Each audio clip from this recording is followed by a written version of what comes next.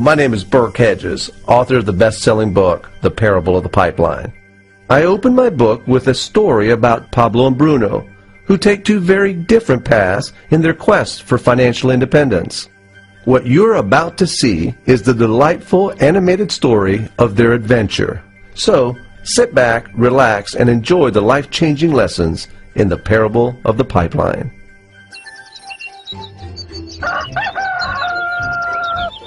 Far away, in a small village, near a beautiful valley, lived two friends, Pablo and Bruno.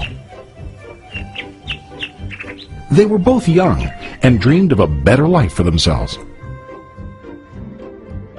They'd often discussed their dreams about how they would become the most successful men in the village. They weren't afraid of hard work, and they searched for opportunities to help realize their goals and achieve their dreams. One day, an opportunity presented itself.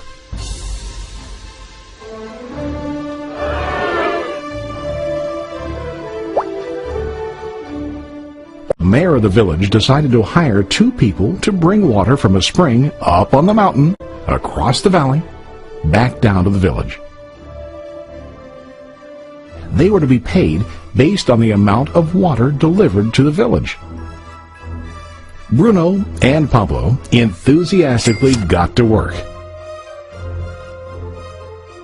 Every day, from morning till evening, they carried buckets to and from the spring.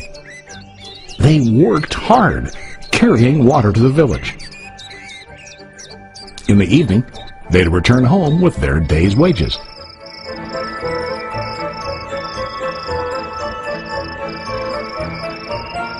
Bruno was satisfied with his work and the money he earned. He was sure that with this work he could achieve his dreams. Bruno thought that to increase his wages he could use bigger buckets to bring more water each trip. He believed with a larger income he would soon be able to buy a cow and the house that he dreamed about.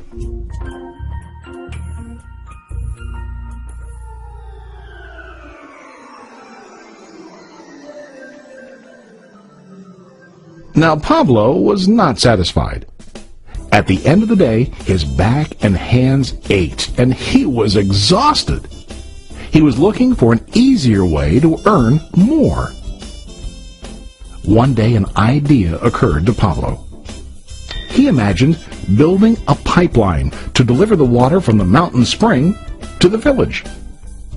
With this pipeline, he could get more water to the village without carrying buckets back and forth from the spring to the village.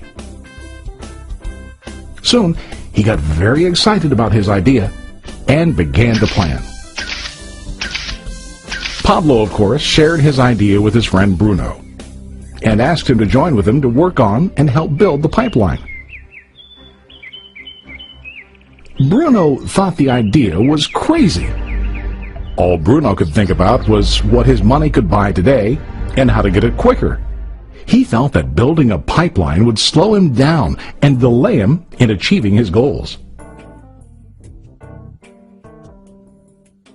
Instead, Bruno got bigger buckets and went more often back and forth, fetching water. He was sure that with this method, he could make more money.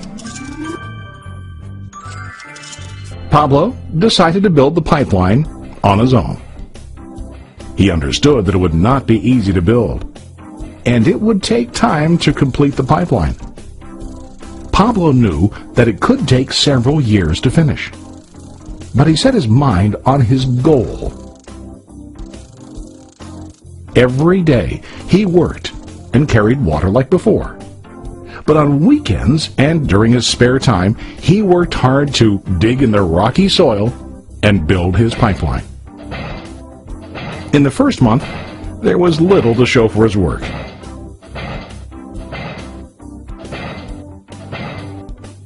Bruno and the villagers laughed and teased him. They called him Pablo the Pipeline Man. During this time, Bruno's income doubled. He already bought a cow and a bigger house. His lifestyle changed. He now spent time after work in the bar, enjoying his hard-earned wages from delivering water.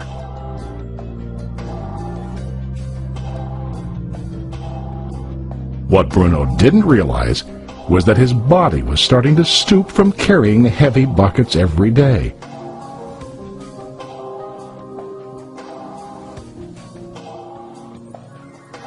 His face looked worn and his body tired. Soon, he began to carry less and less water due to the wear and tear on his body.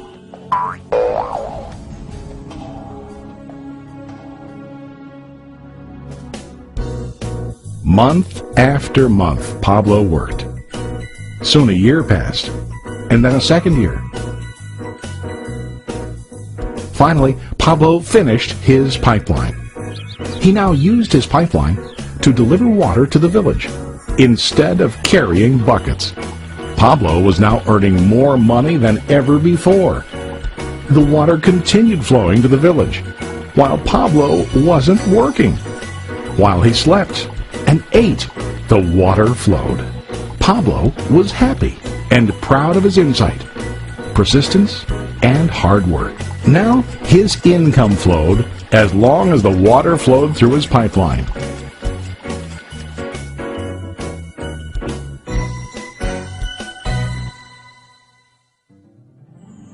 The story of Bruno and Pablo is a reflection of life. Their jobs symbolize what most people do to earn money. Bruno gets his money using buckets. He goes back and forth, carrying his buckets from the spring to the village in exchange for money. To increase his income, he either has to go more frequently to the spring or to use larger buckets. It's common in real life to increase our income by working harder. For example, working overtime or getting a second job. We also increase the size of our buckets by accepting a higher paying position, which often includes spending more time on the job. Most of us exchange time for money like Bruno. We know that every person has only 24 hours in the day and that it's not possible to use all our time to work. The most difficult time comes when we can no longer exchange time for money due to age, health, or other reasons. Then, our income stops. Now let's review what Pablo did. Very wisely, Pablo did not exchange all of his time for a limited income, but he used some of his time to build a pipeline. He knew that the pipeline would bring ongoing income as long as the water flowed. An ongoing income that multiplied the time he worked each day. Pablo knew that someday, maybe because of age or health, he would no longer be able to exchange his available time for money. Pablo knew that if he could make his idea of a pipeline work, then he only has to do the hard work of building the pipeline.